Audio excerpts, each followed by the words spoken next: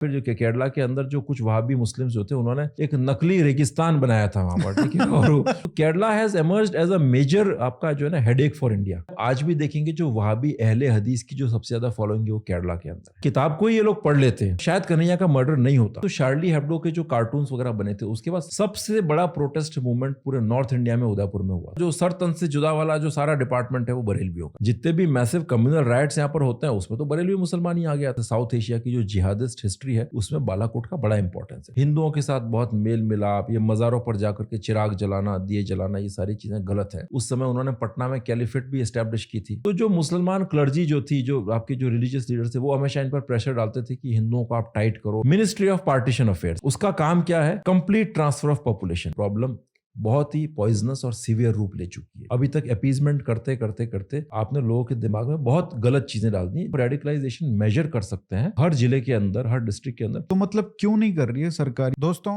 Radicalisation के पीछे रूढ़िवादिता और समय के साथ ना चल पाना एक बहुत बड़ा कारण है। आज आर्टिफिशियल इंटेलिजेंस का ज़माना है और अगर आप सही नॉलेज और स्किल से इक्विप्ड नहीं हैं तो आप रिस्क में हैं। ऑलरेडी हजारों लोग लेड ऑफ किए जा चुके हैं, इवन बड़ी टेक कंपनीज के द्वारा भी। आपके साथ ऐसा ना हो इसलिए मैं रिकमेंड करूंगा ये 3 घंटे की hands on AI training. Usually ये पेड होती है लेकिन हमारे पहले 1000 व्यूवर्स के लिए ये फ्री है। Link is in the description. इस एआई ट्रेनिंग में आप सीखेंगे 25 से ज्यादा एआई टूल्स और चैट जीपीटी हैक्स। कैसे एआई के थ्रू कॉम्प्लेक्स टास्क को मिनट्स में सॉल्व करें, कैसे बिजनेस स्ट्रेटजीज फ्रेम करें और पर्सनल ब्रांड बनाएं। हर फील्ड में प्रोडक्टिविटी बूस्ट करने के एआई टूल्स, चाहे आप सेल्स में हो, एचआर, मार्केटिंग, फ्रीलांसिंग या किसी और इंडस्ट्री में। अभी तक 1 मिलियन से ज्यादा लोग ये ट्रेनिंग अटेंड कर चुके हैं और अपने करियर को ट्रांसफॉर्म कर रहे हैं। अब आपकी बारी है एआई जैसे पावरफुल वेपन को अपने हाथ में लेने की। एक भी सेकंड वेस्ट मत कीजिए, अभी रजिस्टर करें डिस्क्रिप्शन और पिंड कमेंट में दिए गए लिंक से। फॉर्म भरकर व्हाट्सएप ग्रुप ज्वाइन कीजिए for timely updates. Thank you sir. आपकी ये बुक हम आज डिस्कस करेंगे, रेडिकलाइजेशन इन इंडिया। बहुत ही एक्सीलेंट बुक है और मैं इसमें से पढ़ना चाहूँगा। According to a report attributed to the intelligence bureau from 2011 through 2013, मतलब 2 सालों में 25,000 Wahhabis visited India, conducted seminars in several states of the country. For these activities, USD $17 billion were spent. मतलब 2 साल में $17 बिलियन स्पेंड हुए और 25,000 वहाबीज ने India को विजिट किया। तो ये बताइए सर, पहले तो कि जो मेरी अंडरस्टैंडिंग है वो ये है कि हमारे इधर जो इंडियन इस्लाम है उसको मानने वाले हैं, उनमें बेसिकली 2 थॉट्स रहे हैं। एक तो जो बरेलवीज हैं और एक देवबंदीज हैं। बट देवबंदीज का इन्फ्लुएंस ज़्यादा बढ़ रहा है क्योंकि वहाबिज़म मुझे लग रहा है कि ज़्यादा इंडिया में आ रहा है पिछले कुछ सालों से। तो जो बरेलवीज हैं वो थोड़े, उनका जो इन्फ्लुएंस है वो कम हो रहा है। तो पहले तो ये समझाइए कि ये जो पूरा जो लैंडस्केप है इंडियन मुस्लिम्स का, इंडियन इस्लाम का, वो क्या है? यस, आपने बड़ा एक इंटरेस्टिंग क्वेश्चन रेज किया है कि सबसे पहले तो अगर इंडिया की हमारी जो इस्लामिक एक्सट्रीमिज्म की प्रॉब्लम को समझना है तो हमें इस लैंडस्केप को समझना बहुत ज़रूरी है। देखिए, जो साउथ एशिया है, मैं साउथ एशिया के रेफरेंस से बात करता हूँ बिकॉज हम जब इस्लाम की हिस्ट्री की बात करते हैं सब कॉन्टिनेंट के अंदर तो हमें आपका 712 जब सिंध में इन्वेजन हुआ था तब से आप मान के चलिए तब से एक शुरुआत हो गई थी, ठीक है। तो उसके बाद जो स्प्रेड जो हुआ इस्लाम का वो साउथ एशिया में हुआ। अखंड भारत मतलब? हाँ, अखंड भारत, बिल्कुल। सबसे ज़्यादा संख्या जो है वो बरेलवी मुसलमानों की है। वो तकरीबन आप 85% के आसपास मान लें, ठीक है ना। और फिर 15% के आसपास देवबंदी मुसलमान हैं, ठीक है ना। और फिर आपका कुछ 15% हो गया और एक माइनर सा सेगमेंट जो मुझे एग्जैक्टली वो फिगर याद नहीं आ रहा, 2 या 3% कितना कुछ जो है ना, जैसे उसमें भी इसी के अंदर कुछ ऊपर नीचे, वो अहले हदीस कह दीजिए उनको या वहाबी कह दीजिए, सलफ़ी कह दीजिए उसका। हालांकि इनमें डिफरेंसेस हैं लेकिन हमारे यहाँ पर जो है अहले हदीस, वहाबी और सलफ़ी एक इंटरचेंजेबली यूज़ किया जाता है, ठीक है, हमारे यहाँ पर चीज़ों को, है ना। तो अब अहले हदीस का मतलब ये कि जो हदीस जो है ना उसको फॉलो करते हो, प्रॉफिट की जो है उसके अकॉर्डिंग चलते हैं। और सलफ़ी जो है बेसिकली वो जो प्रॉफिट मोहम्मद के साथ में जो सहाबा लोग जितने थे सारे के सारे, उनकी तरह का जो जीवन शैली जो फॉलो करते हैं, सलाफ सारे के सारे, उनको आप ये सलाफ़ी कहते हैं, ठीक है। और वहाबी जो है जो एक बेसिकली इसी का एक वर्जन है। वहाब करके आपका अब्दुल वहाब उधर सऊदी अरबिया के अंदर एक रिलीजियस क्लरिक हुआ था जिसने फाइनली सॉर्ड डायनेस्टी को सपोर्ट किया। तो उसके जो डॉक्ट्रिन्स जो थे वो उससे वहाबिज्म निकला। तो आप इसको मोटे तौर पर इनका ये कि ये लोग ये मानते हैं कि लिटरल इंटरप्रिटेशन ऑफ कुरान और आपके जो भी इस्लामिक टेक्स्ट है वो ये कहते हैं कि साहब बीच में कोई हमें इंटरवेंशन नहीं चाहिए, इवन प्रॉफिट का भी नहीं चाहिए। उनका ये मानना है, ठीक है ना। उनके लिए अब ये डिफरेंस हम आगे आएंगे उस पर, ठीक है। वो उनके लिए अल्लाह इज इंपॉर्टेंट, ठीक है। प्रॉफिट को वो मैसेंजर मानते हैं अल्लाह का, उनके लिए सबसे इंपॉर्टेंट अल्लाह है और कुरान जो है वो अल्लाह का शब्द वर्ड है, ठीक है। उसको वो खुद ही पढ़ते हैं और खुद ही उसको इंटरप्रेट करते हैं। बीच में कोई मतलब जो आपका जो स्कूल ऑफ जुरिस प्रूडेंस जो है ना इस्लाम के अंदर, जैसे शाफी हो गई, हनफी हो गई, उन सब चीज़ों को वो डिस्कार्ड करता है। जनरली आप इस्लाम में देखेंगे तो बड़े इनके अंदर सिस्टम्स बने हुए, इज्तिमा मतलब रिलीजियस डिस्कशन, फिर फिक भी होता है। फिक आई थिंक उसका एग्जैक्ट वर्ड मीनिंग जूरिस्प्रूडेंस ऐसा कुछ होता है, मुझे याद नहीं आ रहा। बट अलग अलग schools of Islamic law, Islamic जो चीज़ों को इंटरप्रेट करने की एक तरह से कह सकते हैं आप, इनकी स्कूल्स ऑफ थॉट कह दीजिए ना, वो अलग अलग है। शाफी है, हनफी है, क्या इस तरह से वो है ना। दूसरा आता है आपका जो बरेलवी जो है, इनको आप मोटा मोटा आप कह दीजिए सूफी मुसलमान, ठीक है, जो जैसे जिसके अंदर सूफियों के भारत में तकरीबन 12 सिलसिले थे सूफियों के ना। जब ये इस्लाम भारत में आया और सूफी यहाँ पर जब स्प्रेड हो रहे थे तो उसमें नक्शबंदी था, सोहरावर्दी थे, चिश्ती सिलसिला था, इस तरह के कई सारे सिलसिले थे, ठीक है। नक्शबंदी जो है सेंट्रल एशिया में ओरिजिन हुआ सूफियों का सिलसिला है, और वो सबसे बड़ा एक ऑर्थोडॉक्स और बड़ा एक कहते हैं ना एक रिजिड, सबसे आप कह सकते हैं सबसे एक्सट्रीमिस्ट टाइप का। चिश्ती तो आपको पता ही है, ख्वाजा मोहिउद्दीन चिश्ती राजस्थान में फैले, सोहरावर्दीज बंगाल में, तो उस तरह से इनके सही सारे सिलसिले थे ना। इन सिलसिलों के बीच में भी कई सारे बीच में इंटरनल इश्यूज थे, डिफरेंसेस थे।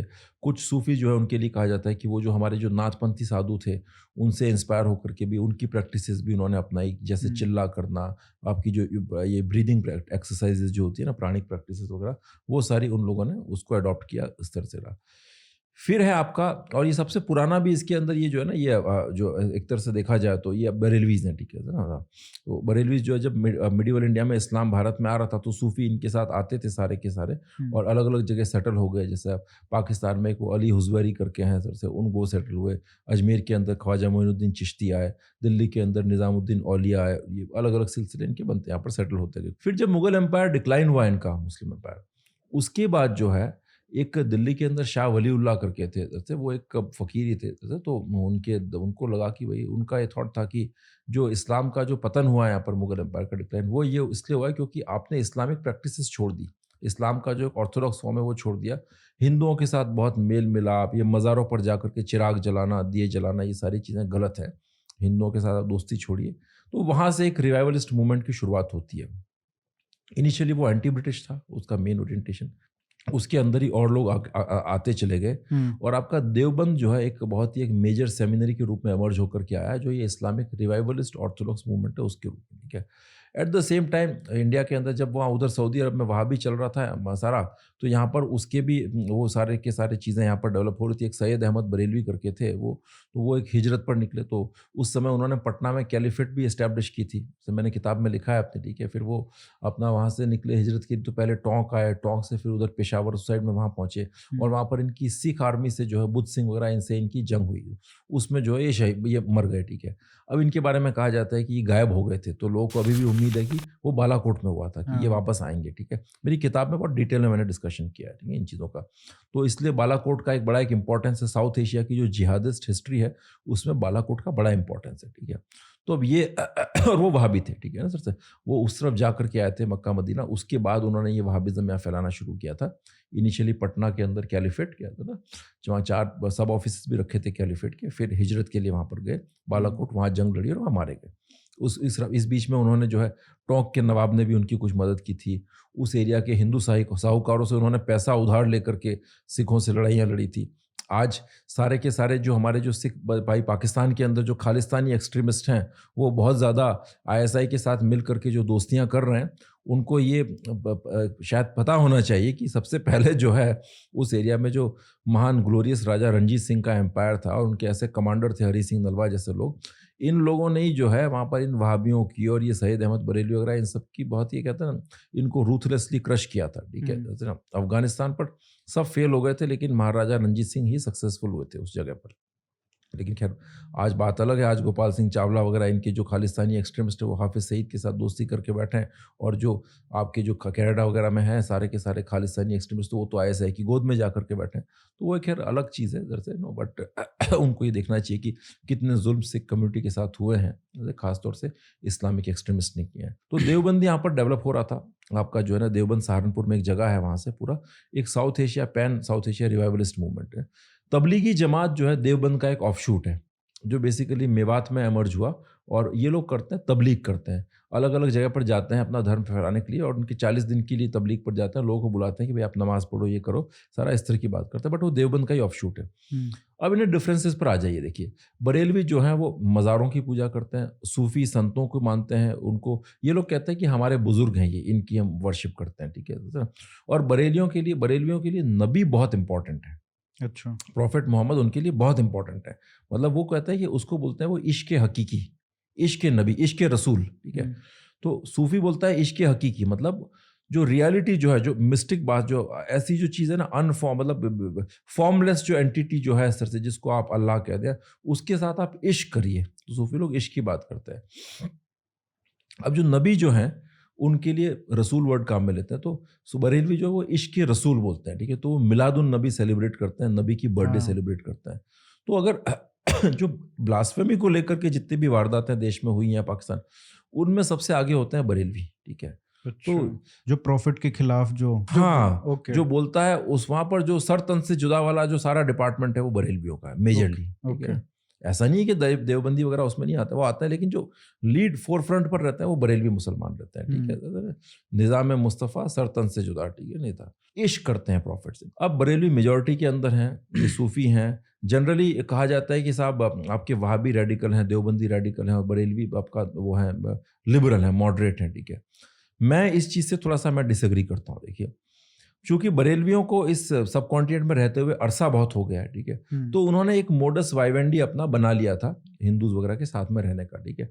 काफ़ी सारी प्रैक्टिसेस भी सिमिलरिटी होने लग गई थी, ये जाके मज़ारों पर दिए जलाते थे, और कई सारे कल्चरल प्रैक्टिसेस भी सिमिलर होने लग गई थी। होने क्या लग गई थी, वो तो सिमिलर थी, जब कन्वर्ट हुए होंगे तब वो इन्होंने बोरो की, एसिमिलेट की इस तरह से। And these are the poorest sections of the society, majority of Muslims in India are Barelvis. Yes yes, बिल्कुल नहीं था।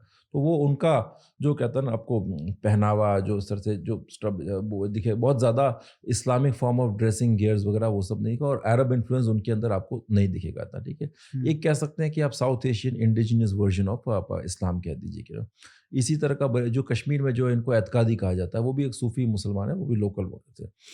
अब लेकिन जहाँ तक बात है रिजिडिटी की और फैनाटिसिज्म की, कटर, तो उसमें आप ये मत समझिएगा कि मतलब कोई बरेलवी पीछे हैं और आपके बरेलवी बहुत मॉडरेट हैं और सेक्युलर हैं और बाकी जो है वो बड़े रेडिकल है। जितने भी मैसिव कम्युनल राइट्स यहाँ पर होते हैं उसमें तो बरेलवी मुसलमान ही आगे आता है, क्योंकि एक प्रिस्क्रिप्शन तो यही दिया जाता है ना कि आपको देवबंदीज को काउंटर करना है तो आप बरेलवीज को थोड़ा प्रमोट करिए। ये तो कब से चलता आ रहा है। फ्लॉड मतलब अंडरस्टैंडिंग के नतीजे हैं सारे के सारे। सारा लब्बैक मूवमेंट जो पाकिस्तान में जो है वो सब बरेलवियों का मूवमेंट है। जो कन्हैया कुमार जो मारा उसको उदयपुर के अंदर कहते हैं ना, वो लब्बैक मूवमेंट वो बरेलवी उससे आता है, ठीक है। सारा नूपुर शर्मा के खिलाफ जो एजिटेशन हुआ था सारा का सारा प्रॉफिट वो बेसिकली बरेलवी थॉट का ही मतलब जो है ना वो है। से जो पाकिस्तान में जो आसिया बीबी वाला की जो केस था, सलमान तासीर को जो मारा था, वो सारा जो बरेलवी जो है ना सर से जो मुमताज़ कादरी ने जो सलमान तासीर को मारा था, ये सब बरेलवी हैं, ठीक है। मुमताज़ कादरी, जो इल्मुद्दीन नाम का एक जो शख्स था जिसने वो लाला हंसराज को मारा था, जिन्होंने किताब पब्लिश की थी रंगीले रसूल कहते हैं ना, तो वो भी बरेलवी था। इल्मुद्दीन को बाद में गाजी के रूप में वहाँ पर जो बड़ा एक ऑनर किया गया, डेकोरेट किया गया था। तो ये सब बरेलवी थॉट के लोग हैं। तो और सारे जो मैसिव कम्युनल राइट्स जो होते हैं उसके अंदर बरेलवी ही आगे जाते हैं, क्योंकि वही संख्या में सबसे ज़्यादा है। तो कम्युनल राइट्स की जो हिस्ट्री है इंडिया में वो बरेलवी मुसलमानों की और हिंदुओं के बीच की है मेजरली। कश्मीर के अंदर मिलिटेंसी के अंदर आपको मैक्सिमम जो है लोकल सूफी आपके ये जो है ना एतकादी वगैरह वही मुसलमान मिलेंगे। ये आपने इसमें फिगर्स भी दिया है, 79% of the militants have an Atkadi background, 16% have Jamaat background, 3% from Ahle Hadith, and the remaining 3% are from Deobandi School of Thought. ये कश्मीर की स्टैटिस्टिक्स हैं। अब ये चीज़ साफ साफ शो करती है कि जब हम बात करते हैं कि एक्सट्रीमिज्म की या टेररिज्म की, तो वो सेक्टेरियन लाइंस के अक्रॉस बहुत टाइट वाटर टाइट कंपार्टमेंट्स में बटा हुआ नहीं है, ठीक है। Now coming back to my original discussion differences between these three. अब हम आते हैं देवबंदी पर। मैंने आपको बताया अहले हदीस का, वहाबी सलफी का, वो बिना कोई इंटरप्रिटेशन नहीं, ठीक है, वो मज़ार वगैरह किसी में नहीं मानते, वो कोई सूफी संत की पूजा वगैरह वर्शिप करने में नहीं मानते, सिर्फ अल्लाह, ठीक है। बरेलवी बताया जो इसमें पूरा मानते हैं। बीच में है देवबंदी। देवबंदियों का वो काफ़ी हद तक आप मान के चले उनको, वो बिल्कुल वहाबियों के जैसे ही हैं, ठीक है। वो बहुत ज़्यादा ये सूफी प्रैक्टिस वगैरह में बिलीव नहीं करते वो। हाँ, वो दाढ़ी रखने के पैटर्न वगैरह वो सब अलग तरह के हैं, वो तो उन डिटेल्स में हम जा नहीं रहे अभी। लेकिन उनका ये कि वो क्या करते हैं, वो सूफी जो सेंट्स हैं, जो आपके जो सर से जो पीर वगैरह, उनको मानते तो हैं लेकिन उनका तरीका अलग है थोड़ा सा। अच्छा। वो ये कहते हैं कि भाई हम अल्लाह को बोलेंगे कि इनको बोलो कि हमारी इच्छा पूरी करें। आप समझे? आप बुजुर्ग हैं, ठीक है, जैसे आपको हम नेग्लेक्ट नहीं करते, ठीक है, वो तो बिल्कुल नेग्लेक्ट करते हैं सलफी तो। आप बुजुर्ग हैं, आपके पास कोई गैबी इल्मी ताकत है, आप काम कर सकते हैं लोगों का, ये भी हम जानते हैं, लेकिन हम बोलेंगे कि आप इनको बोलो कि ये काम करें, तो वो उनका सिस्टम वो है। तो और जो देवबंदी हैं उनको नक्शबंदी सूफियों ने काफ़ी प्रभावित किया। तो पाकिस्तान में जो नक्शबंदी जो पुराने अर्लियर जो मौलाना वगैरह थे, मैंने मेरी किताब जो अभी आई है latest inside the terrifying world of Jaish e Mohammed, उसके अंदर पाकिस्तान में जो देवबंद की हिस्ट्री है उसको बहुत डिटेल में डिस्क्राइब किया मैंने, साउथ एशिया के अंदर जो है बहुत डिटेल में डिस्क्राइब किया है। तो उनका ये सिस्टम है। और देवबंदी अभी इंडिया के अंदर जो मेनली जो एक देखिए बरेलवी का तो मैंने बताया आपको नहीं, बट एक जो रेडिकल थॉट जो है ना, थोड़ा सा बिल्कुल जो प्यूरिटैनिकल इस्लाम की जो बात करते हैं, उसके जो पुरोधा जो है वो देवबंदी है। साउथ एशिया में चूंकि अहले हदीस और वहाबी सलफी हैं बहुत कम संख्या में, ठीक है ना, तो इसलिए उनका कभी इतना बेस नहीं बन पाया। लेकिन आप देवबंदियों को एक तरह से उन्हीं की तरह का मान लीजिए यहाँ पर, ठीक है, साउथ एशियन कजिन मान लीजिए उनका। तो मेन यहाँ लड़ाई जो चलती है इनके, वो देवबंदियों और बरेलियों के बीच की चलती है। बरेलवी कहते हैं कि साहब ये हमारे बुजुर्गों को नहीं मानते, और देवबंदी कहते हैं कि ये शिर्क करता है, ठीक है। तो अब बरेलवी जो है वो अपने कब्रिस्तान में देवबंदी को नहीं गाड़ने देगा, देवबंदी अपने कब्रिस्तान में इनको नहीं गाड़ने देगा। जैसे अब लेकिन देवबंदी का ये है कि वो थोड़ा सा अपने आप को स्प्रेड करना चाहते, तो कई बार फ्लेक्सिबल हो जाते हैं। वो बरेलवी की जब बरेलवी मस्जिद में जब नमाज पढ़ा रहे होंगे इमाम, तो उसके वहाँ पर जाकर के नमाज पढ़ लेगा, बरेलवी नहीं पढ़ेगा, ठीक है ना। हमारे उदयपुर में केस भी हुआ था कि बरेलवियों के और के शमशान उसमें है ना, कब्रिस्तान में किसी देवबंदी को गाड़ दिया गया था, तो उन्होंने डेड बॉडी वहाँ से निकाल करके उसके घर के बाहर फेंक करके आ गए थे, ठीक है। तो ये भी केस हुआ था। अब जहाँ तक अभी जो रेडिकलाइजेशन देश में चल रहा है उसके अंदर जो है ना, अब ये सेक्टेरियन डिफरेंसेस तो अपनी जगह पर हैं, लेकिन वो कहते हैं कि साहब जब लड़ाई बाहरी शत्रु से है, नॉन मुस्लिम से है, तब आप पैन इस्लामिस्ट आइडेंटिटी की बात करें, है ना। तब आप इन सेक्टेरियन डिफरेंसेस को कुछ समय के लिए साइड पर रख दें और पैन इस्लामिस्ट आइडेंटिटी की बात करें। तो हमारे यहाँ पर एक जो अंडरस्टैंडिंग है, खास तौर से जो ये जो रेडिकलाइजेशन और एक्सट्रीमिज्म प्रॉब्लम की, जो कि मैं इंटेलिजेंस लॉबी के अंदर कह सकता हूँ, या जो सिक्योरिटी फोर्सेज या जो एकेडमिक्स लोग हैं उनके अंदर, वो क्या मतलब एक कहते हैं ना, बहुत ही एक वो कहते हैं ना आधी अधूरी तो कहेंगे उसको, लेकिन एक जैसे कि डर डर के आदमी उसको अप्रोच करने की कि कहीं मेरे ऊपर कोई इस्लामोफोब होने का आरोप ना लगा दे, उस तरह की अंडरस्टैंडिंग है। तो एक जनरल आपके सामने ऐसी रटी रटाई बात करेंगे, साहब ये बड़े देवबंदी और वहाबी जो है ना, ये बड़े वो हैं, बदमाश हैं आपके, जो ये रेडिकल बरेलवी बड़े अच्छे हैं। अब वो क्या बड़ा सुविधाजनक हो जाता है, क्योंकि देवबंदी संख्या में बहुत कम है, ठीक है सर ना, तो आप ज़्यादा आपका वोट वगैरह हो गया, पे ज़्यादा आप पर आरोप लगता नहीं है, ठीक है, और वो थोड़े से दिखते हुए ऑर्थोडॉक्स हैं। वहाँ भी तो यहाँ पर ना के बराबर हैं, ठीक है, तो आप यहाँ करिए बुराई, कौन पूछता है। बरेलवी काफ़ी ज़्यादा हैं, और वो सबसे ज़्यादा ये सूफी वर्शिप और इन सब चीज़ों में आगे फोर फ्रंट पर रहते हैं। तो कहते हैं कि अच्छा आप तो हम ही को क्रिटिसाइज़ करना शुरू कर दिया, आप तो चिश्ती साहब की दरगाह में आते थे, ये करते थे, हमारी इतनी पुरानी हिस्ट्री है साथ रहने की। तो फिर ये जो हमारे सो कॉल्ड इंटेलेक्चुअल्स हैं, आपके जो स्कॉलर्स हैं, वो डर जाता है। नहीं तो आप कोई तो वो डिफेंसिव आदमी जो होता है, जो डर डर के काम करता है, क्या एक तो होता है थोड़ा सा ऑफेंसिव वे में जाके कि भाई ठीक है मेरे विचार है, मेरा एनालिसिस है, वो कॉन्फिडेंस नहीं है, ठीक है। अब ये तो कबीर को भी जो है उस सिस्टम में मिला देते हैं, आपका जो है ना सारा जो बरेलवी सेटअप है उसके अंदर, सूफी सेटअप के अंदर उसमें मिला देंगे, ये कर लेंगे ना।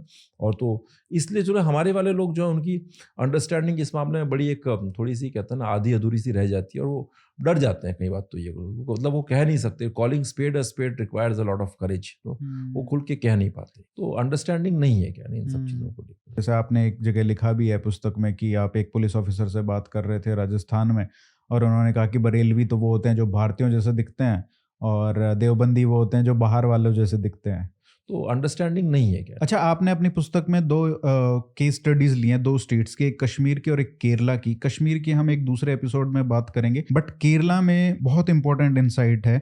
आपने लिखा है कि unlike north India, Islam in Kerala was almost the same version that prevailed in the Arab world, क्योंकि वो एक सी रूट से आया था बहुत पहले, और उसमें अनडाइल्यूटेड फॉर्म ऑफ इस्लाम, एक तरीके से हम कह सकते हैं कि सऊदी वाला जो वर्जन है वो यहाँ पे आया, जबकि जो नॉर्थ में इस्लाम आया वो in the process of struggle of 500-600 years जो उसको लगे एस्टेब्लिश करने में नॉर्थ इंडिया में, in the process the nature of Islam was transformed. Kerala में और साउथ इंडिया में जनरली जो इस्लाम का रेडिकलाइजेशन जो हम कह सकते हैं, वो प्रोसेस आपने लिखा है, the phase of aggressive and violent Islam begin with the invasion of Hyder Ali and his son Tipu Sultan in Malabar. So those invasions were turning point in the history of Islam in Kerala. तो थोड़ा ये बताइए, क्योंकि ये मुझे काफ़ी interesting insight आपका लगा। अब आपने बड़ा अच्छा पॉइंट इसमें ऑब्जर्व किया, जो इस्लाम की एंट्री किस जगह पर किस तरह से हुई। केरला के अंदर अनडाइल्यूटेड फॉर्म, जो आपका अनअडल्ट्रेटेड फॉर्म ऑफ इस्लाम वहाँ से आया, ठीक है। इसलिए आप आज भी देखेंगे जो वहाबी अहले हदीस की जो सबसे ज़्यादा फॉलोइंग है वो केरला के अंदर है। केरला में लोग पसंद करते हैं, ठीक है। केरला से मैक्सिमम लोग आईसिस ज्वाइन करने गए, ठीक है ना। जबकि जो लोग कहते हैं कि साहब जहाँ शिक्षा होती है, इकोनॉमिक प्रॉस्पेरिटी होती है, वहाँ लोग टेररिज्म में नहीं जाते, केरला उसको साफ नेगेट करता है उस चीज़ को। वहाँ तो पैसा भी है, शिक्षा भी है, गल्फ़ में लोग काम करते हैं, आज भी वहाँ का एक बड़ा तबका गल्फ़ में काम करता है ऐसे। तो वो लोगों ने आईसिस ज्वाइन किया जा करके। अब चूँकि वहाँ पर जो कहते हैं ना, उनकी एक इतिहास उनका बड़े लड़ाई वाला नहीं रहा हो, बिकॉज वो सी रूट के थ्रू आए, लेकिन जो डॉक्ट्रिनल लेवल के ऊपर जो है ना, आइडियोलॉजिकल लेवल के ऊपर जो है, उनको वो बिल्कुल एक जो ऑर्थोडॉक्स रिजिड कहता है ना आपका अनअडल्ट्रेटेड जो सऊदी अरेबिया वाला जो इस्लाम है सलफ़ी वहाबी, उसको फॉलो करते हैं। तो वो जब कैलिफेट की कॉल आई तो उनका तो कोई लेना देना था नहीं इससे, भाई आप इतनी दूर बैठे, लेकिन तब भी वो गए, क्योंकि उनके लिए वो एक रिलीजियस कॉल थी, प्योरली रिलीजियस कॉल थी, ठीक है। उसमें कहीं पॉलिटिक्स के बजाय, पॉलिटिक्स नहीं थी उसमें, रिलीजन था। तो मतलब गिवन द हिस्ट्री, अगर हिस्ट्री को देखें तो ये सरप्राइजिंग नहीं है कि सबसे ज़्यादा इंटेंस मूवमेंट कैलिफेट के लिए केरला में चला, क्योंकि वहाँ पे सबसे ज़्यादा अहले हदीस के, आपने जैसे कहा, फॉलोअर्स हैं। और इवन रीसेंट हिस्ट्री के अंदर उनका देखिए, जो एक अरब के साथ जो व्यापार का जो इतिहास है वो तो पुराना है ही, और रीसेंट हिस्ट्री के अंदर भी इतने लोग डायस्पोरा वहाँ पर काम करता है, ठीक है, केरला का, जो उनके कांटेक्ट में आता है, जो वहाबी विचारधारा के, तो वो एक कनेक्ट है उनका, ठीक है। अब वो आप जिस ढंग से आप कोची एयरपोर्ट पर चले जाइए, वहाँ वो जिस ढंग से ड्रेसअप करते हैं, उनकी टोपियाँ वगैरह, जो पूरा लिबास अरबी टाइप का लिबास पहनते हैं, कुछ ना, वो देख के लगता है कि साहब ये आदमी अपने आप को भारत से तो जोड़ता ही नहीं है, भारत को तो वो जानवर या इन्फीरियर समझता होगा, जो भी है कि अपनी सारी रूट्स ही वहाँ ट्रेस करता है। बीच में तो यहाँ तक कुछ मामले सुनने में आए थे जब ऐसा सुना गया था कि श्रीलंका में या फिर जो केरला के अंदर जो कुछ वहाबी मुस्लिम्स जो थे, उन्होंने एक नकली रेगिस्तान बनाया था वहाँ पर, ठीक है। और क्या बात कर रहे हो? और नकली रेगिस्तान में कहीं से कुछ ऊँट लेकर के आए थे, ठीक है, जैसे, और उस ऊँट पर बैठ करके वो जो अपना दो चार कुछ थोड़ा बहुत छोटा मोटा रेगिस्तान बनाया था, उस पर वो अरबी ड्रेस पहन करके पूरा ऊपर से नीचे तक एक ऊँट पर बैठ करके सवारी करते थे, अपना गधे पर सवारी करते थे, और जो ना वो बेसिकली जो आपके प्रॉफिट के टाइम की जो लाइफस्टाइल थी उसको एम्यूलेट करने का उनका एक तरीका था, मतलब अपनी भक्ति भाव था उनका, ठीक है। ये मतलब उसी तरह की बात हुई कि आप सपोज जो है श्री कृष्ण के जमाने का ब्रजमंडल क्रिएट करें और आप वहाँ पर उसी तरीके से रहें, ठीक है, उसी गोपियों के साथ में जाकर के और गायें चराएं, ये करें। तो ये उनका एक वो मॉडल था, ठीक है। वो मैंने I think I mentioned in my book also, ये उनका रहा, ठीक है। अब नॉर्थ के अंदर जो है देखिए, वो सारा का सारा आपकी जो जंग वंग उसके थ्रू वहाँ पर इस्लाम आया, ठीक है। तो नॉर्थ के अंदर जो आया, वहाँ पर उनको शुरू से ही जो है इस तरह से वो लड़ते लड़ते आए। यहाँ पर भी उनको लड़ाई फेस करनी पड़ी, क्योंकि यहाँ पर इनिशियली राजपूत रूलर्स उनसे लड़ते रहे, पॉपुलेशन की तरफ से भी रेजिस्टेंस आया, तो उन्होंने आके मंदिर तोड़े, जबरन कन्वर्जन वगैरह। और वो लड़ाई पहले जो आक्रांताओं और राजाओं के बीच में थी, फिर वो पॉपुलेशन के बीच में आ गई, और वो sentiment of Hindu Muslim animosity and communal hatred वो सबकॉन्शियस माइंड में डीपली इनग्रेन हो गया। जब सोमनाथ का मंदिर टूटा तो वहाँ से वो चीज़ वो इनके दिमाग में इनग्रेन हुई है, और वो सदियों तक चलती रही। पिछले 1000 साल में मंदिर तोड़े गए, फिर उस तुगलक के ज़माने में तो कई सारे ब्राह्मणों को जो है इस तरह से जला दिया गया, जजिया वसूल किया गया। जैसे कुछ कुछ बीच में थोड़ा सा नॉर्मल लोग थे, अकबर जैसे, उन लोगों को थोड़ा सा रिलैक्सेशन दिया, बट फिर भी उनकी भी कुछ कारनामे तो बड़े खतरनाक है।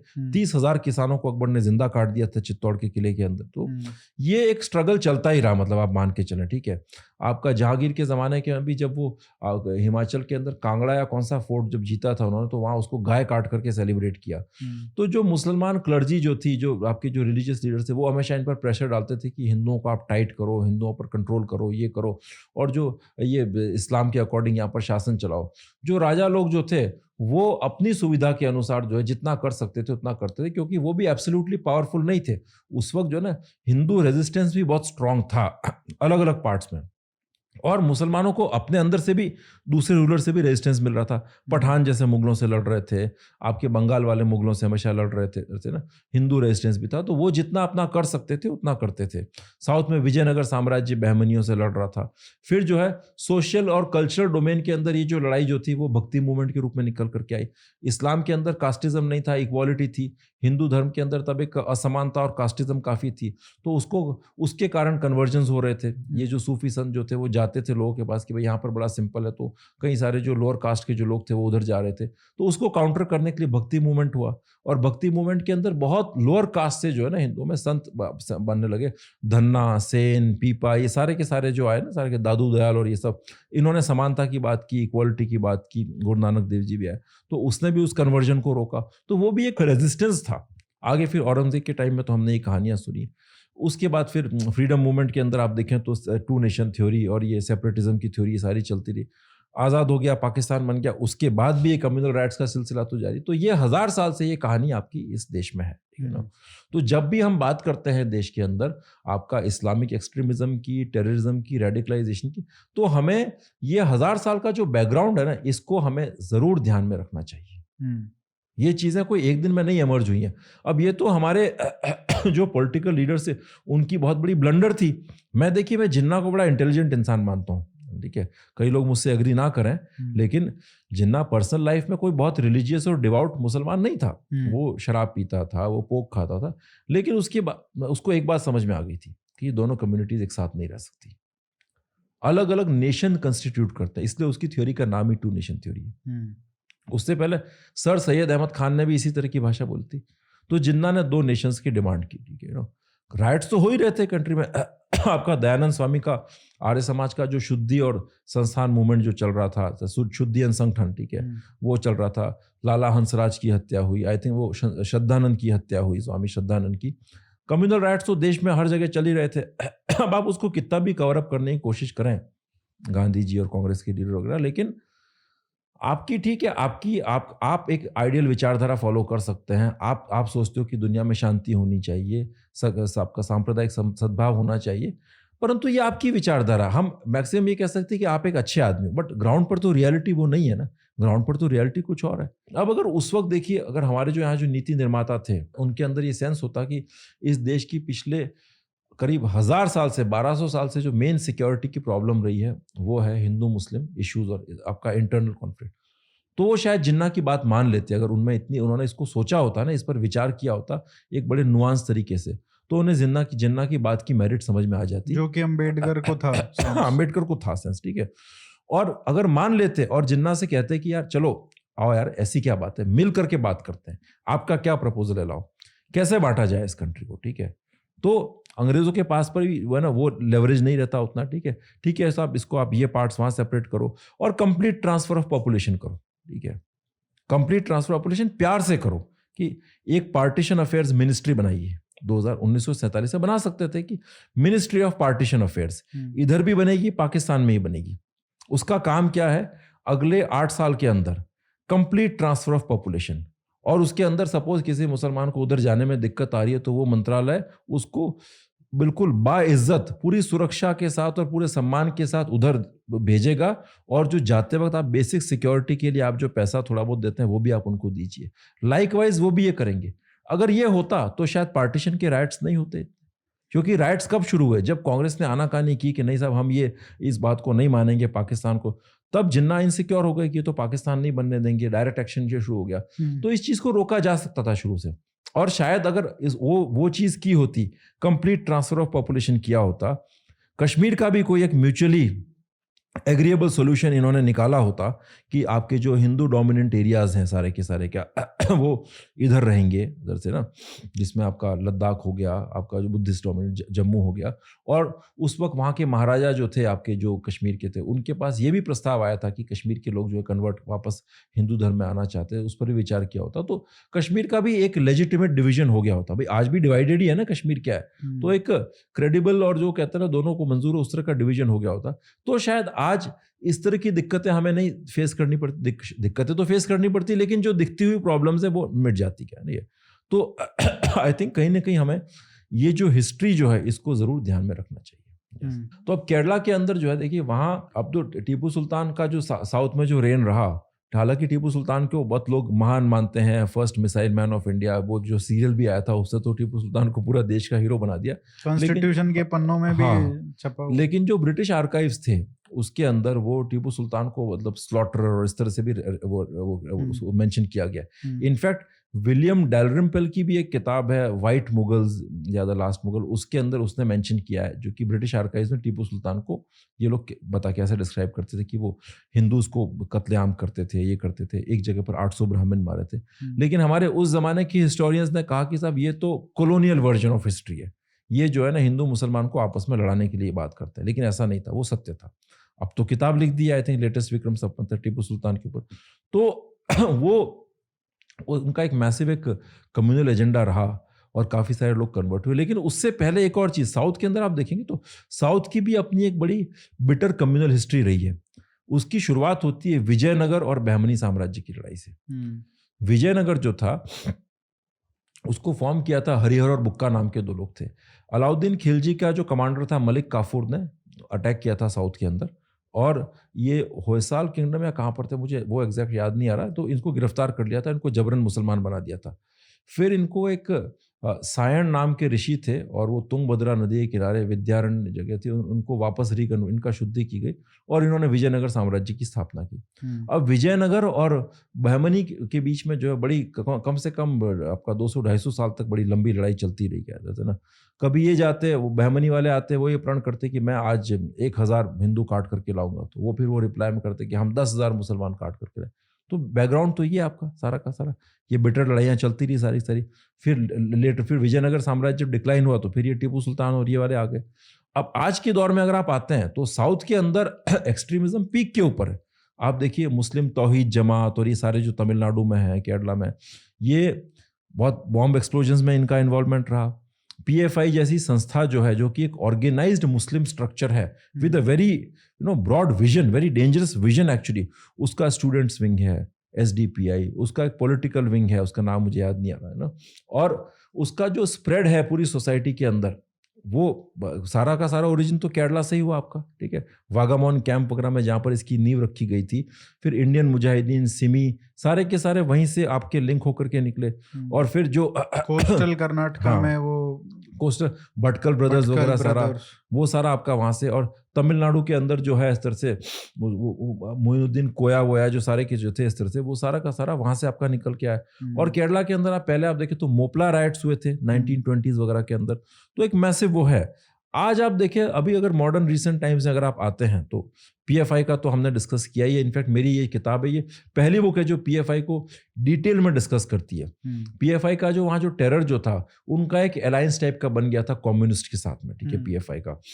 PFI जो थी वो इनका जो था सारे ये RSS वालों के साथ इनके बिटर फाइट्स होती थी, ठीक है।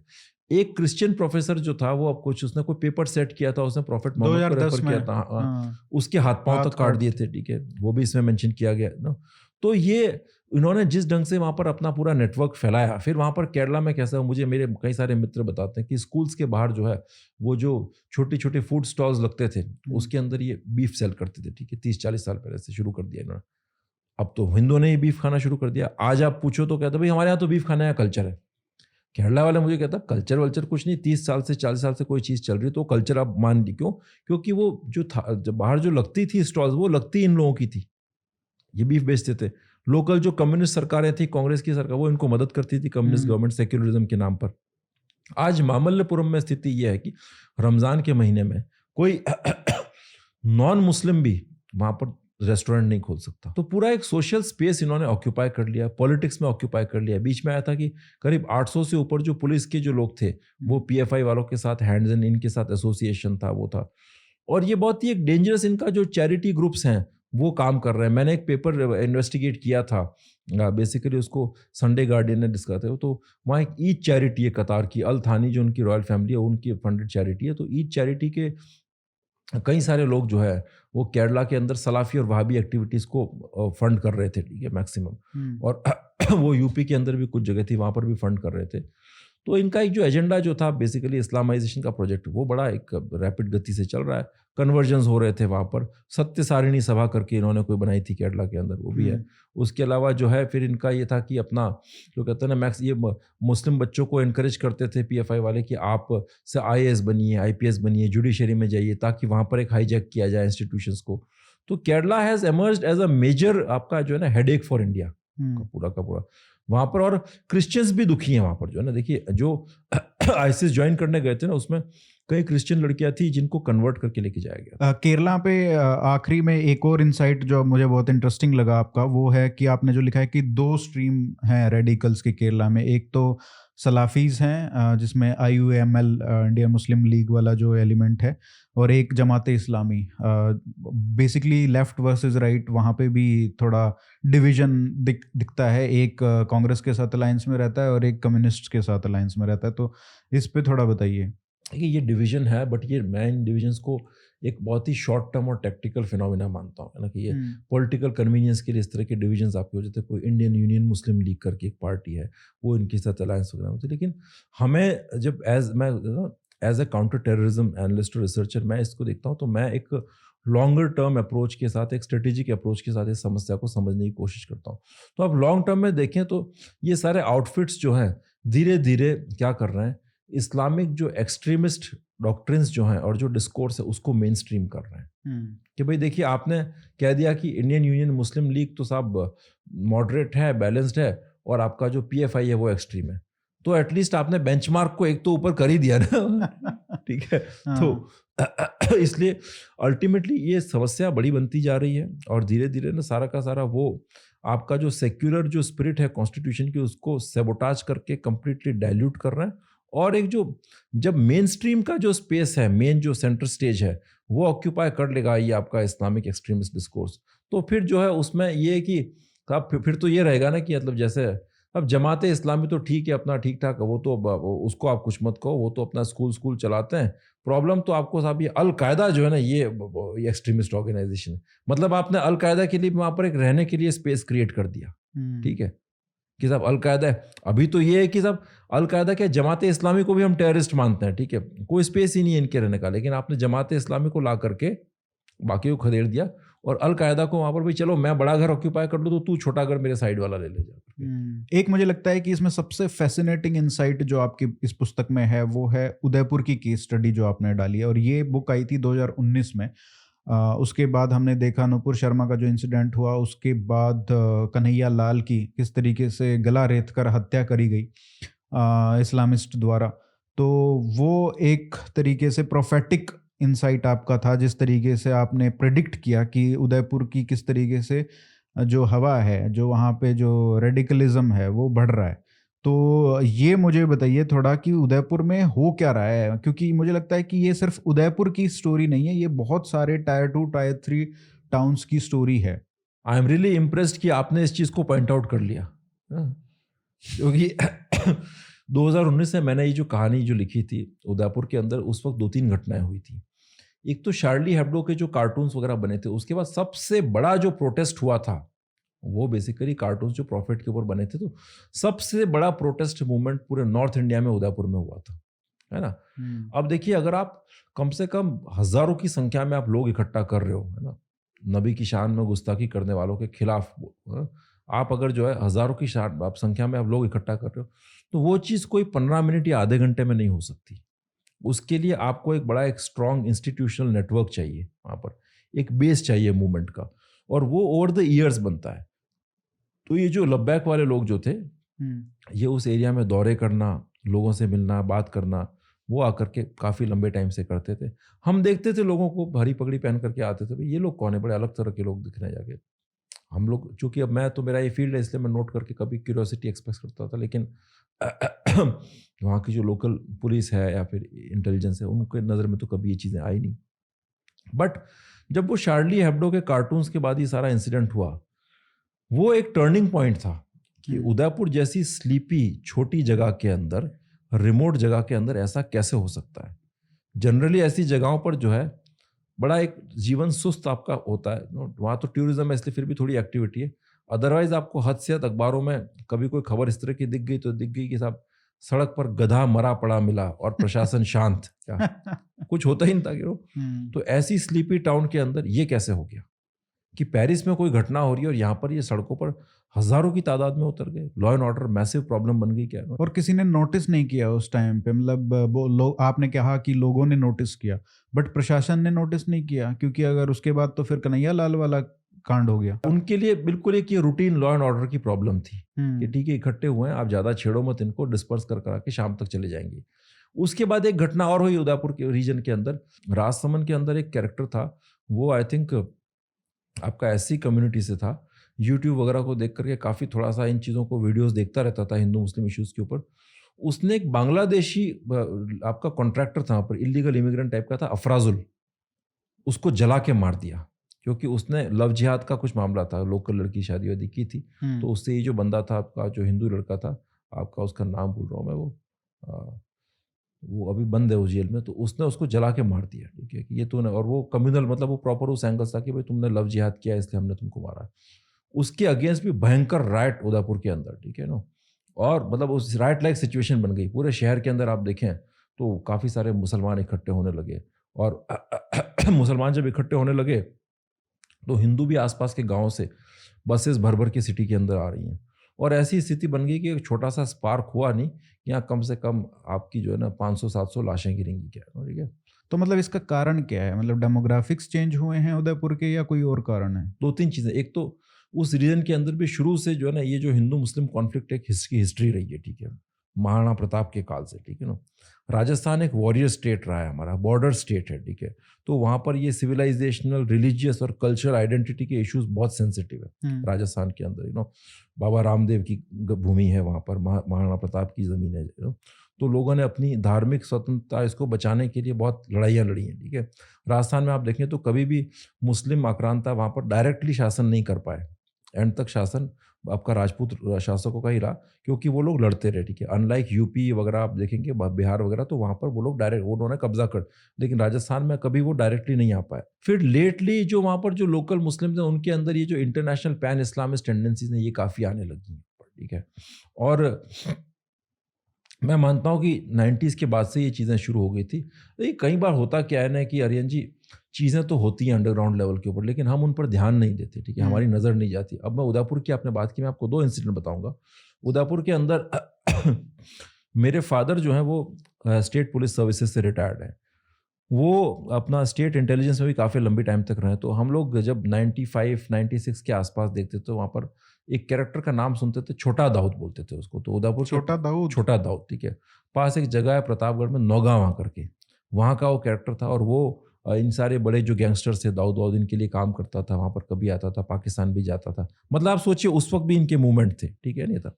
फिर उस वक्त एक मामला हुआ था कैलकाटा के अंदर, अमेरिकन सेंटर को बॉम्ब से उड़ाने की साजिश थी। एक अंसारी करके बिजनेसमैन था कैलकाटा का, वो उसमें इन्वॉल्व था उसमें। तो अब उसको उड़ाने के लिए जो कार का जो इस्तेमाल करने वाले थे, ये उस कार की मैन्युफैक्चरिंग उदयपुर के अंदर हुई थी। तो मेरे फादर तब वहाँ पर थे, he was additional SP city या ऐसे कुछ थे। तो आई थिंक इनके पास कोई खबर आई दिल्ली से कि साहब यहाँ आपकी जो है इनकी टीम्स आ रही हैं एसपीजी वगैरह की, और आपकी जो इनकी एफबीआई की काफ़ी टीम्स आ रही हैं, एक बहुत ड्रेडेड टेररिस्ट हार्डकोर उसको पकड़ना है ये। तो अब वो लोकल पुलिस ऑफिसर हैं और बड़ी उनकी अंडरस्टैंडिंग बड़ी शार्प है इन सब चीज़ों के अंदर, he is very sharp that way intelligence matters के अंदर। और वो 80s की जो डकैती की जनरेशन जो थी तब के ज़माने के पुलिस अफसर रहे हैं वो, तो बड़ी प्रैक्टिकल और रस्टिक अंडरस्टैंडिंग है। तो उन्होंने पूछा भी किसको पकड़ना है ये तो बताओ क्या। तो इनिशियली दिल्ली वाले बड़े स्केप्टिकल थे कि नहीं साहब ये बड़ा सीक्रेट था, बहुत ही कोई मामला ऐसा है कि कोई अलकायदा टाइप की चीज़ है क्या। तो फिर धीरे धीरे बताओ तो सही, हम आपका मैटर सॉल्व कर देंगे कि साहब ये फला जगह ये है आदमी, ये कार बना रहा है, क्या ऐसा, तो कोई चाचा वाचा का नाम लिया, कोई ऐसा कि अच्छा फला वो मिस्त्री, ठीक है, तो ये ठीक है, उसको तो मैं भी बुला लेता हूँ, कोई दिक्कत नहीं, क्या। तो वो बेसिकली बंदा था जिसने वो कार बनाई थी, उसको उड़ाने के लिए। लोकल एक बुजुर्ग मुस्लिम था, ठीक है, उसकी अपना कार मैकेनिक टाइप का था वो, ठीक है। लोकल सबसे बातचीत भी होती थी उसकी, हम लोग की भी गाड़ियाँ वाड़ियाँ जाती होंगी पुलिस वालों की, तो वो जानते थे उसको, मिस्त्री को, फला चाचा चाचा।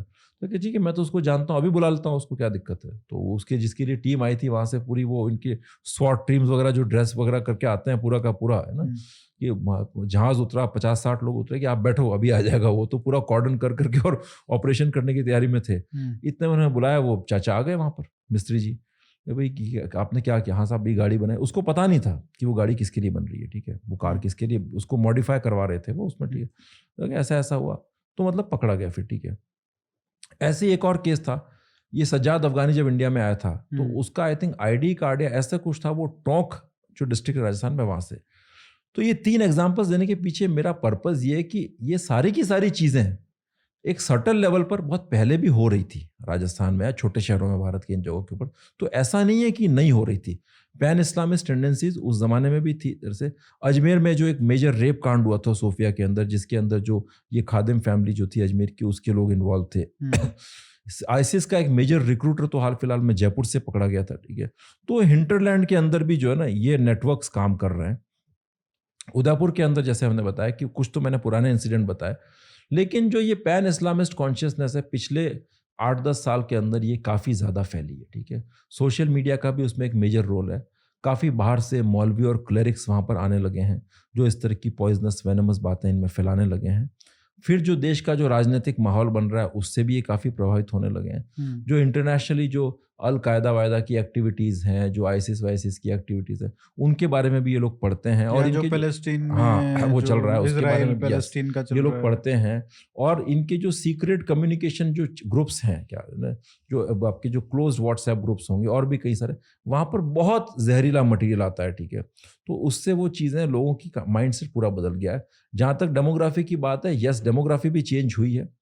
काफ़ी वहाँ पर नई लोकेलिटीज़ बस गई हैं। आसपास के लोगों ने आकर के, मुस्लिम्स ने आकर के वहाँ पर एरियाज़ खरीद लिए हैं। तो ये कौन लोग हैं? राजस्थान के नेटिव हैं या बाहर? राजस्थान के भी हैं, बांग्लादेश से भी आ रहे हैं, अच्छा। तो ये, और वो आकर के वो इरेगुलर कॉलोनीज हैं, उनको सेटल कर रहे हैं, बसा रहे हैं। तो ये सारे चेंजेस, परिवर्तन हो रहे हैं।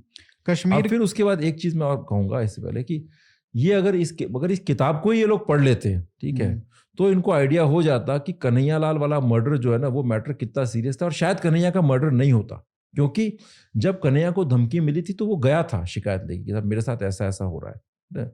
तो अगर ये किताब ही अगर पहले से रेफर की होती तो इनको एक बेसिक आइडिया होता कि यहाँ माहौल कैसा बन रहा है। कश्मीर की जो केस स्टडी आपने इसमें इंक्लूड किया है, हम उसमें बहुत सारी चीज़ें जो हैं वो एक कश्मीर सेंट्रिक एपिसोड में बात करने वाले हैं, बट इसमें बहुत इंपॉर्टेंट इंसाइट जो आपने इंक्लूड किया है वो है टर्की का एंगल। टर्की और एर्दोगान ये बहुत इंटरेस्ट ले रहे हैं इंडियन मुस्लिम्स में, और खासकर कि जो उनका एंगल है कश्मीर की मुस्लिम्स को लेके, वहाँ पे टर्की का क्या इन्वॉल्वमेंट है, वो मैं चाहूँगा कि आप बताएं थोड़ा लोगों को। ये भी आपने बड़ा अच्छा क्वेश्चन रेज किया।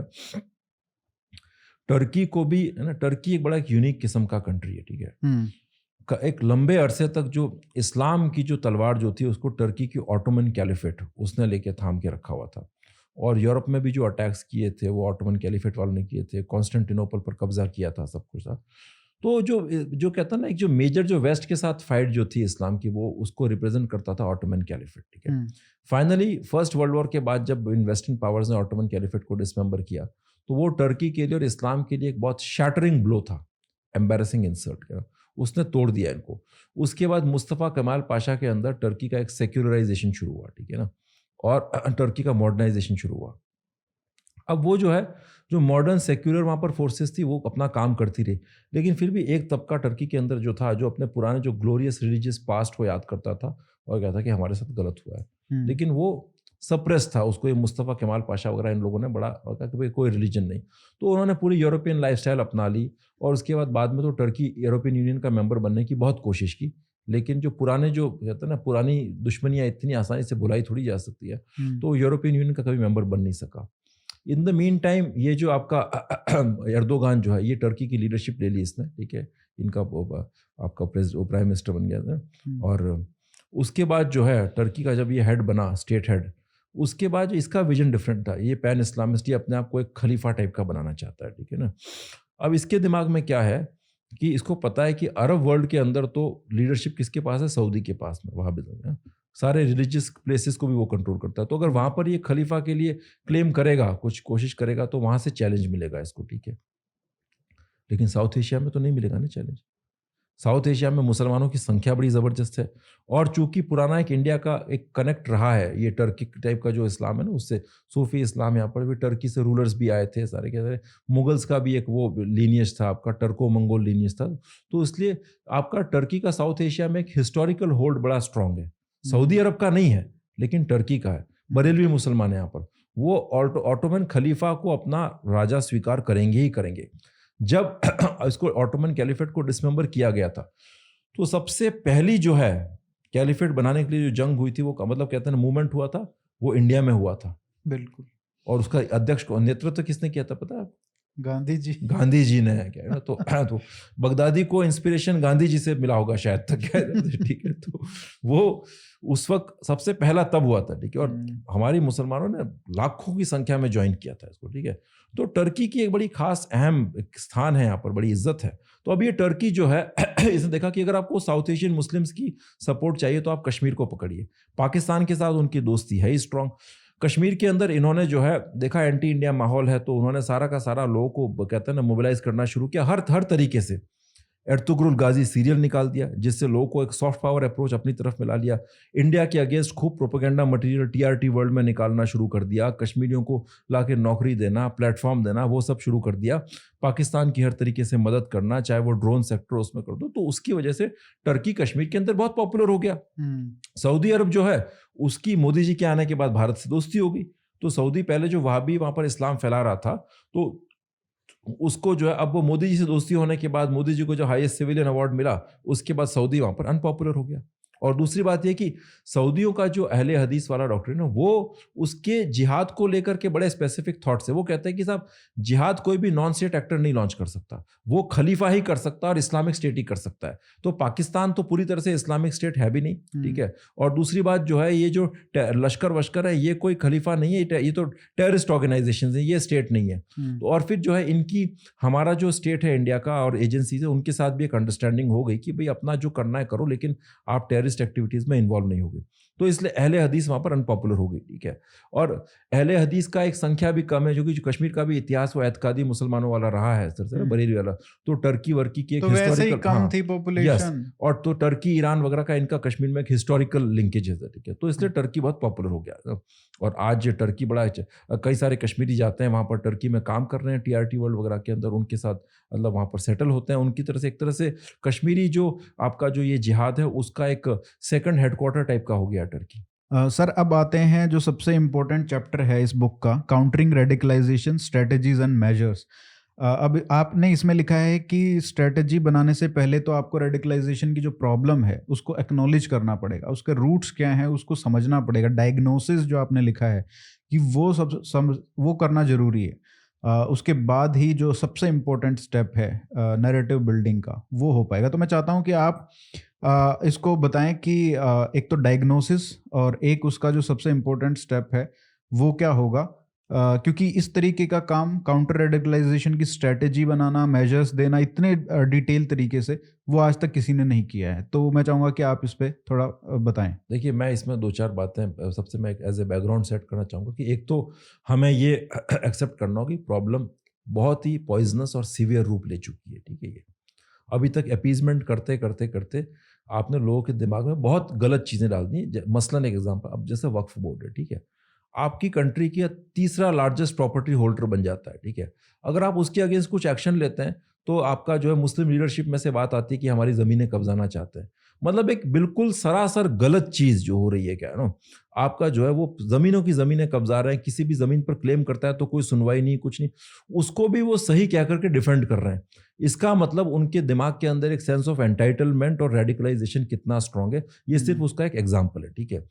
जो ज्ञानवापी मस्जिद है वो, जहां पर साफ ये प्रूव हो चुका है, मतलब सामने दिखती हुई चीज है कि वो एक हिंदू मंदिर था। अरे भाई मुझे बताइए किस मस्जिद का नाम ज्ञानवापी होता है क्या? और आपका जो है ना किस मस्जिद के अंदर जो है शिवलिंग होता है, ठीक है? नंदी के आगे शिवलिंग बनाने की परंपरा तो हिंदू शिव मंदिरों में ही होती है और वैसा ही मिला है। तो अब उस चीज को भी अगर कोई एक्सेप्ट नहीं कर रहा है तो दैट मीन्स ये बहुत बड़ा सवाल खड़ा करता है कि उस कम्युनिटी के लीडर्स और उस कम्युनिटी की ओवरऑल नियत के ऊपर क्या है। तो हमें पहले तो ये मानना पड़ेगा कि समस्या बड़ी विकराल है। उसके बाद सरकार को चाहिए कि ये देखिए ये एक्शन स्टेट के लेवल पर होगा, मैं आपको बता रहा हूँ, ठीक है?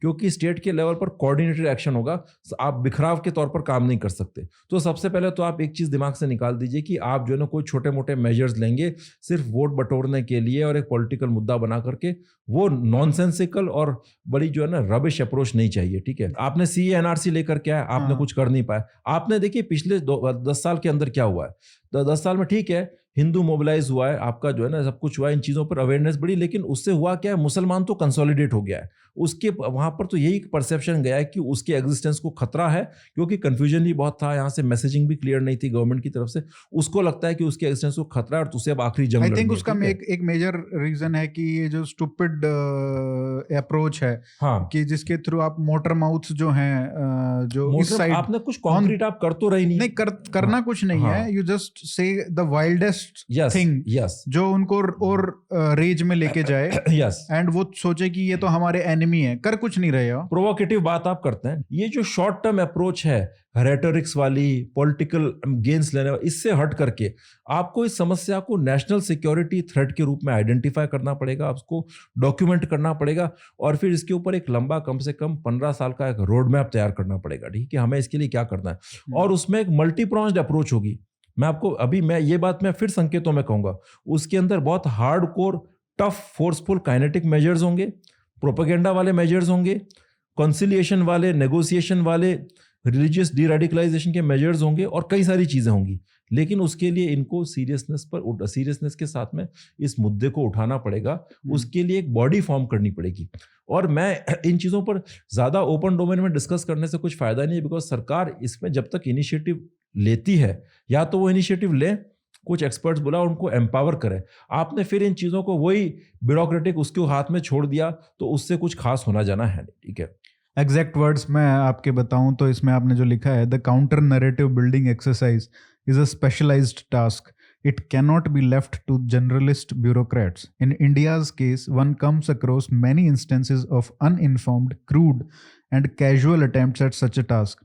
One such strategy that is based on assumptions and an insufficient understanding of Muslims in India is to support and encourage Barelvi Sufi Islam as a counter to extremist Islamic ideologies. मतलब ये वही जो हमने ad hoc discuss measures हैं, ठीक है? अब देखिए बीच में जैसे मैं हमारी कुछ देवबंदियों से बात हो रही है, मैंने उनको पूछा, मैंने कहा कि ये भाई वहाँ भी बड़ा वो दिक्कत हो रही है। तो बोले कि हाँ साहब वहाँ भी बड़ी प्रॉब्लम है, कश्मीर में वहाँ भी इस्लाम फैल रहा है, आप हमें आगे कर दीजिए।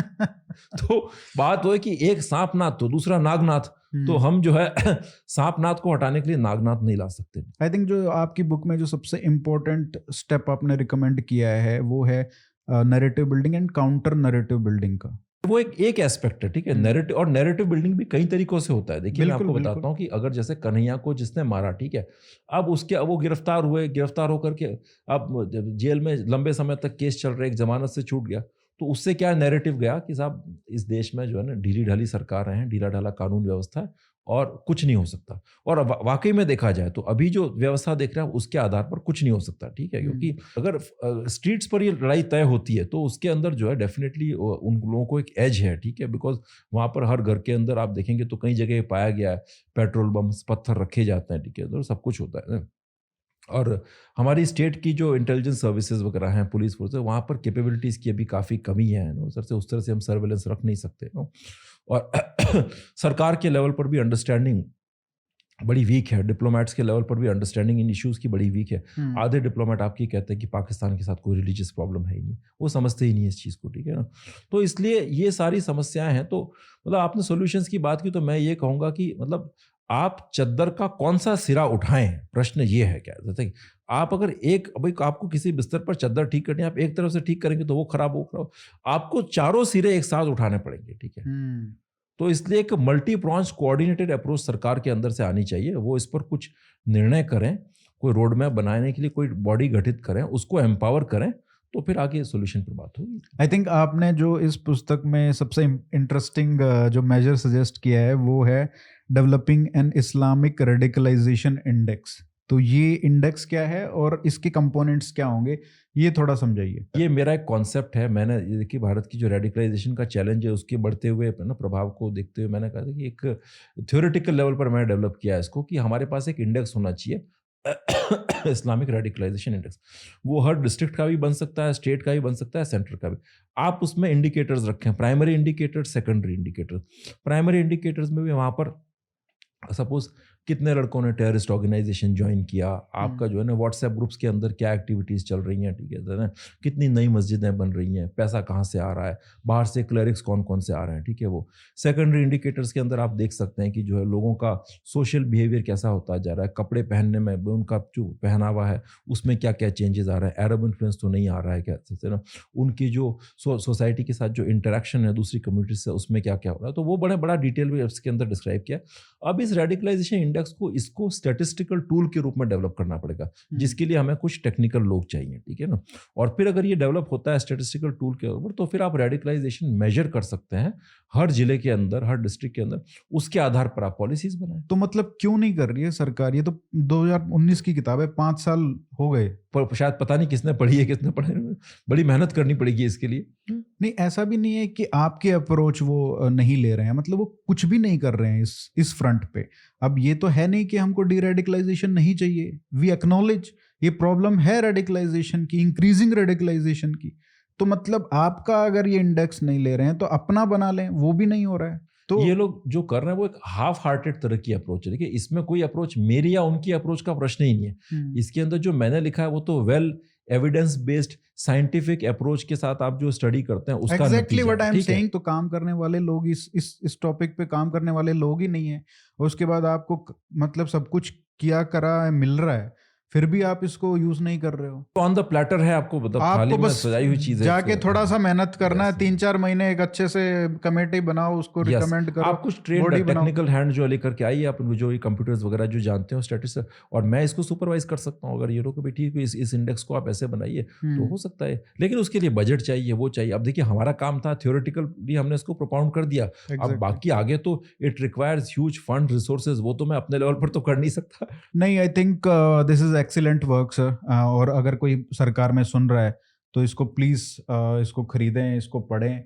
एक एक चैप्टर में इनसाइट्स भरे हुए हैं, और खासकर जो रेडिकलाइजेशन का, जो डीरेडिकलाइजेशन का जो इंडेक्स बनाने का जो सुझाव है और जो पैरामीटर्स उसके लिए आप यूज़ कर सकते हैं to track the radicalisation basically intensity, और जो प्रॉब्लम है डिस्ट्रिक्ट वाइज, उसको आप डिस्ट्रिक्ट वाइज मैप कर सकते हैं कि कितना रेडिकलाइजेशन किस डिस्ट्रिक्ट में है, वो बढ़ रहा है या घट रहा है। So this is a wonderful work sir. I hope सरकार में कोई इसको सुने और इसको इम्प्लीमेंट करे। थैंक यू सो मच, आपने इतने अच्छे से सारी चीज़ों को एक्सप्लेन किया। Thank you very much Aryan ji, thank you.